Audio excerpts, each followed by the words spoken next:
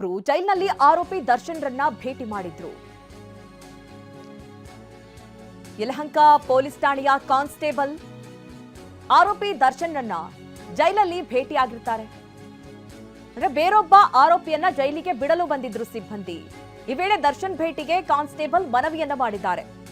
ಜೈಲು ಸಿಬ್ಬಂದಿ ಪ್ರಭು ಶಂಕರ್ ಬಳಿ ಕಾನ್ಸ್ಟೇಬಲ್ ಮನವಿ ಮಾಡಿರ್ತಾರೆ. ಆಗ ಸಿಸಿಟಿವಿ ಕಣ್ತಪ್ಪಿಸಿ ಪೇದೆಗೆ ದರ್ಶನ್ರನ್ನ ತೋರಿಸಿದ್ರು ಸಿಬ್ಬಂದಿ. ಇದೀಗ ಪ್ರಭು ಶಂಕರ್ ಹಾಗೆ ಕಾನ್ಸ್ಟೇಬಲ್ ವಿರುದ್ಧ ತನಿಖೆ ನಡೀತಾ ಇದೆ. ಪ್ರಕರಣದ ವಿಚಾರವನ್ನ ಕಾರಾಗೃಹ ಡಿಜಿಪಿ ಅಲೋಕ್ ಕುಮಾರ್ ಗಮನಕ್ಕೆ ತರಲಾಗಿದೆ. ಜೈಲಿನಿಂದ ಪ್ರಭು ಶಂಕರ್ ಚಾಮರಾಜನಗರಕ್ಕೆ ವರ್ಗಾವಣೆ ಆಗಿದೆ. ನೋಡಿ, ಒಬ್ಬ ಪೇದೆ ಅಂದ್ರೆ ಕಾನ್ಸ್ಟೇಬಲ್ ಬೇರೊಬ್ಬ ಆರೋಪಿಯನ್ನ ಬಿಡೋದಕ್ಕೆ ಬಂದಂತ ಸಂದರ್ಭದಲ್ಲಿ ದರ್ಶನ್ ಅವರನ್ನ ಭೇಟಿ ಮಾಡಬೇಕು ಪ್ರಭು ಶಂಕರ್ ಅವ್ರ ಬಳಿ ಕೇಳ್ತಾರೆ.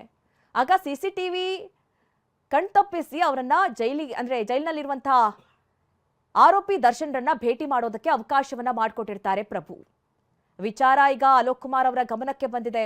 ಈ ವಿಚಾರದಲ್ಲಿ ಈಗ ತನಿಖೆಯನ್ನು ಕೂಡ ನಡೆಸಬೇಕು ಅಂತ ಹೇಳಿ ಆದೇಶಿಸಿದ್ದಾರೆ. ಸದ್ಯ ಪ್ರಭು ಶಂಕರ್ ಅವರನ್ನ ಚಾಮರಾಜನಗರಕ್ಕೆ ವರ್ಗಾವಣೆಗೊಳಿಸಲಾಗಿದೆ.